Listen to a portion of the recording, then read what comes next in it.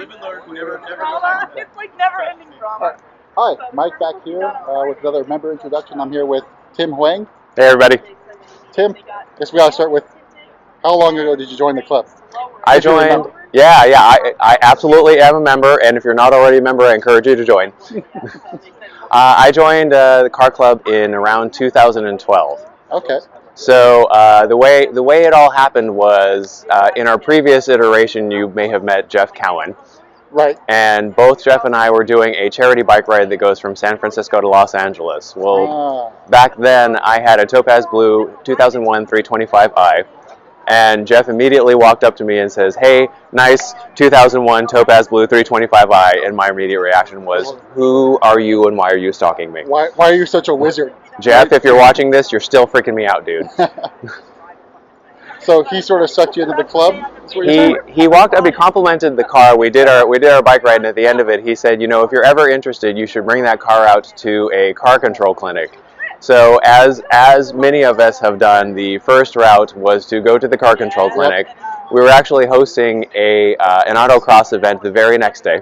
Oh, so did you join that one too then? I originally did not plan to do that, but I had so much fun at the car control clinic that I stayed over the next day at a hotel in Marina, participated in the autocross event, and was kind of hooked ever since. Awesome. I did my first track day at the Thunderhill School that November.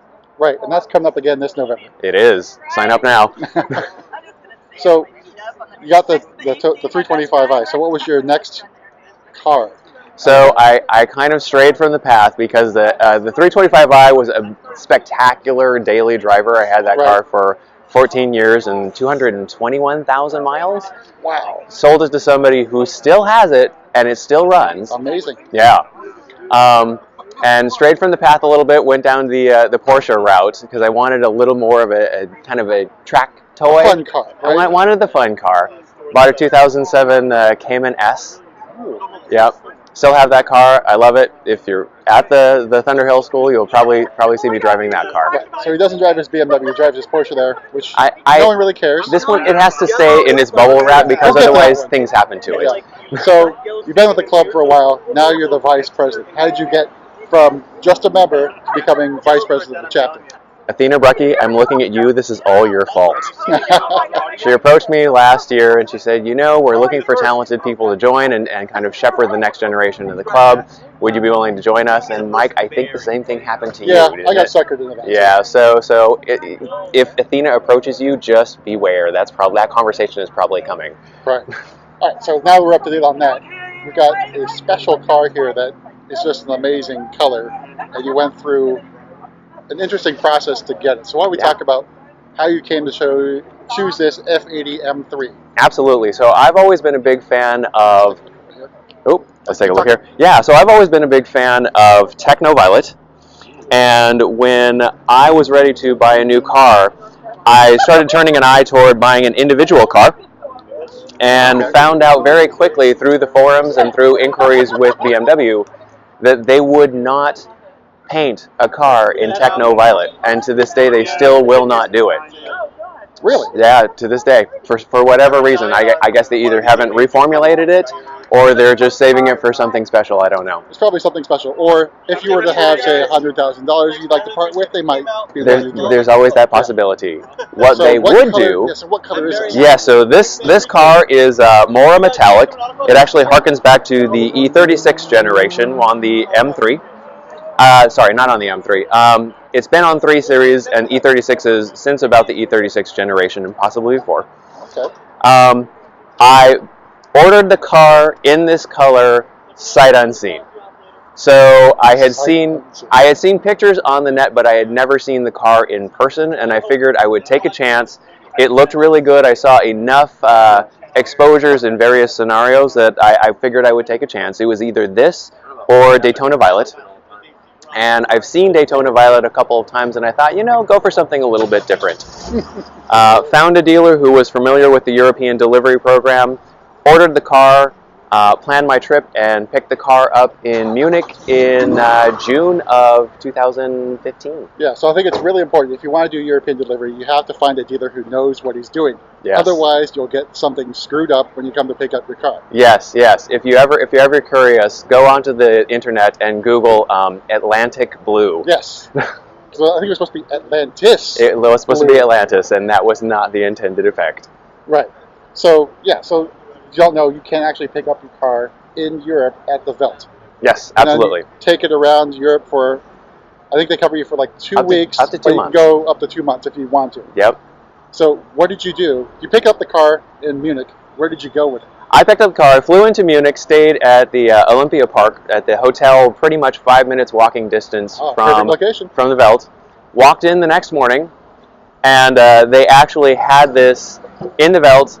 There wasn't a lot of traffic that day, so they had it on a stand display right at the bottom of the stairwell. Oh my God. Mine was one of the first cars that you could see when you exited the stairwell. That was awesome. And I picked it up, immediately drove it in Munich traffic for about 15 minutes before I parked it in the Welt's garage, and then took it the next day over to Stuttgart and went to the Porsche Museum for a 24-hour Le Mans. Oh, man. It was spectacular. It was an awesome trip. I was there for about 2.5 weeks and dropped the car off in Munich, and it showed up about 8 weeks later. Wow. Yeah, so long ago, I think I'm closer look at this purple. Now some other cars have left. Although, right now, the lighting doesn't do it justice. The lighting doesn't quite do it justice. So we'll insert some photos of the car that we got from some other events where this thing, the purple people are just showing up. There you go. So we got, is it ivory interior? This is the, what color? What color is this? It's some sort of gray. I think it's a... Silverstone? It is Silverstone. Silverstone's Vi, actually. Awesome. And of course, manual transmission. As one should have. Yeah. Love this car. Decided if I was going to go, I was going to go relatively full in. And by the extended leather and the manual transmission, I wanted something that I could keep for a while. So actually, no, it's a full leather, right? Yeah. It's a leather dash. It's full. It is a leather dash, yeah. Full leather, right? Or does the extended include the leather dash? I can't remember that. So if you get the full leather package, then it comes with the leather dash. It also comes with the leather bits along the glove box and the door inserts. That was awesome. We walked around the back. Hopefully we get some good lighting. And the distinctive license plate. Yes.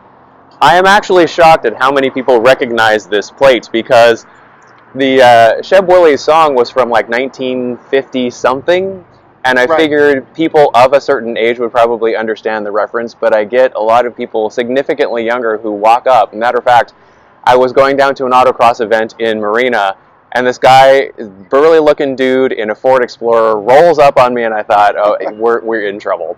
Rolls down his window, big grin on his face. He's like, is this the purple people eater? And I'm like, yeah.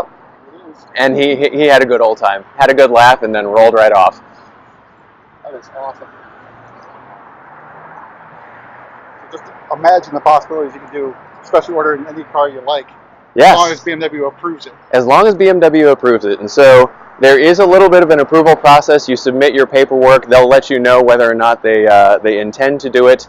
Depending on how much research they have to do on the color, there are certain price points attached to a custom color or an individual order. But if you're willing to, if you want it bad enough, they'll probably do it for you.